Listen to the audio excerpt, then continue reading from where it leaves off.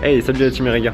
Aujourd'hui on se retrouve, on est à la gare routière. Ça fait un bail qu'on n'a pas vlogué, mais je me suis dit, et si on faisait un petit débrief tout simplement.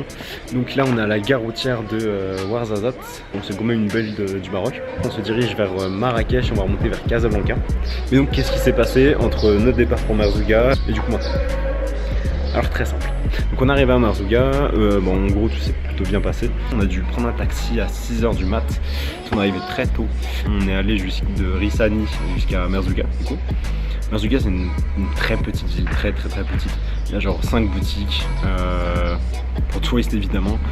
Et puis ensuite il y a des trucs de guide, il y a un hôtel mais c'est pas très peuplé quoi. C'est vraiment une ville touristique, enfin bref. Du coup on arrive à Merzouga, on voit le désert et tout, les dunes de toute façon vous verrez un peu parce qu'on a pu pas mal y aller.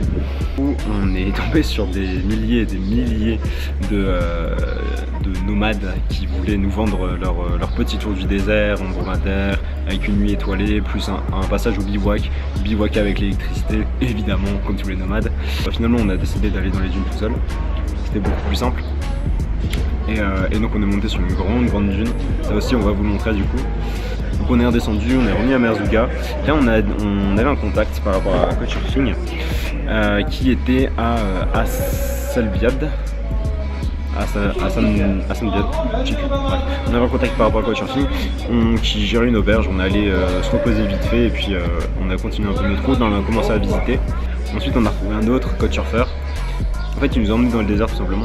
Et en fait c'était pile à ce moment là qu'il y a un orage qui déclenche une tempête de sable. Et vous la filmez, franchement c'était waouh, c'était splendide. On était là avec nos staps mais t'avais le sable qui venait fouetter mes bras et tout parce que moi j'étais juste en t-shirt, inconscient que je suis. Heureusement il y a Solange qui m'a filé un de ses foulards. Parce que sinon je pense que je mourrais avec du sable plein les yeux, c'était infâme, c'était ouf, vraiment, j'ai hâte de vous voyez ça parce que c'est dingue. Donc forcément on est revenu en bombe jusqu'à Merzouga, on est parti s'abriter parce qu'il y avait de la pluie.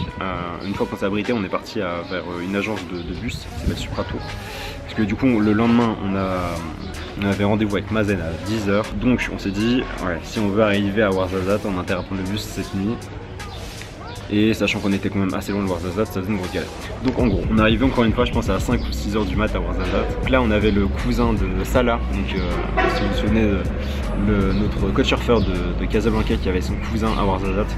Son cousin nous a dépanné, il est venu nous chercher genre vraiment au top. 5 h du mat, franchement le mec était déter. Surtout en période de ramadan, je pense que avec la fatigue et tout ça fait vraiment plaisir. Donc voilà, il est venu nous chercher, on a dormi un peu. Et en fait pour la suite, je vais vous passer Solange, je suis en train de dormir dans le banc comme une dinde. Bonjour. On s'est endormi chez machin. Quand on s'est endormi chez qui? Bilal. Quand on s'est endormi chez Bilal, ok. Mais ouais, je me mets à super droite. Alors, le lendemain, on s'est réveillé vers midi et quelques, puisqu'on a décalé le rendez-vous avec Mazen. Et c'est Bilal, du coup, qui a eu pitié de nous, parce qu'il n'y a pas de taxi. En fait, le complexe de Mazen est situé genre au milieu du désert, au milieu de nulle part. Du coup, c'est Bilal qui nous a accompagnés jusqu'au complexe. On a été accueillis par un certain Marwan. En gros, bon, c'est un des chefs de projet sur place. Et il nous a fait visiter la tour principale de laquelle on peut voir tous les projets, donc Nour 1, Nour 2, Nour 3, Nour 4 et un peu tu sais, les structures de recherche et développement. Une fois qu'on a visité ça, on est allé dans Nour 1 même, donc du coup on était au pied des panneaux et des panneaux solaires et de là il nous a un peu expliqué comment ça fonctionnait, comment se faisait la transformation d'énergie, etc. En termes assez techniques mais aussi en termes beaucoup plus communs je dirais. Et voilà, c'est comme ça qu'on a terminé notre visite et je pense que j'ai fait le tour. Si Guillaume tu veux rajouter quelque chose? Et du coup je vous reprends. Alors ouais non mais du coup en gros je pense qu'on a assez bien résumé la situation. Là notre bus il est très exactement 9h moins 5 et juste après on va aller prendre le bus du coup vers Marrakech pour un peu de tourisme. Voilà donc on va se retrouver à Marrakech avec des petits plans de bus etc comme on vous a habitué et voilà. Ciao. Elle a miskine.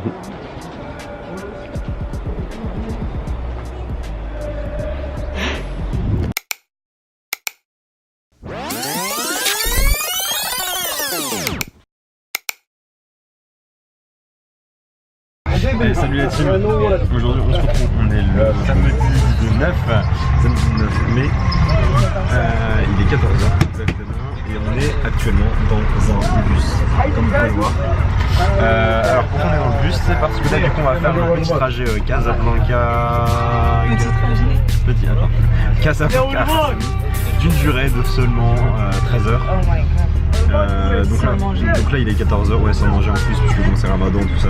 On a décidé de suivre.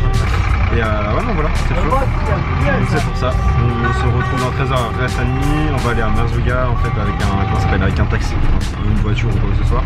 Et donc on arrive là-bas à 3h du mat, entre 3 et 5h. Donc voilà. Inch'Allah, comme ils disent ici.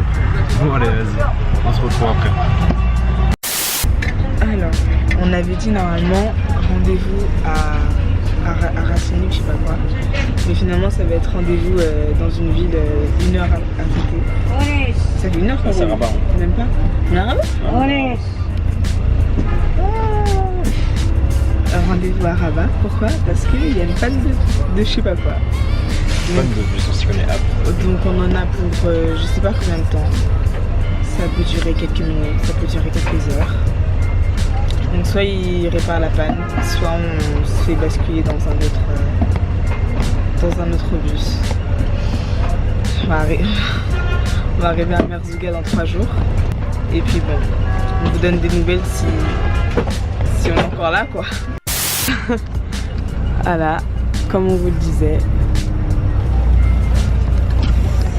Vu que c'est en panne et qu'il n'a pas pu trouver de solution, il faut qu'on change. Je sais pas où on va aller, je sais pas comment on va s'en sortir. Mais c'est le début d'une belle aventure.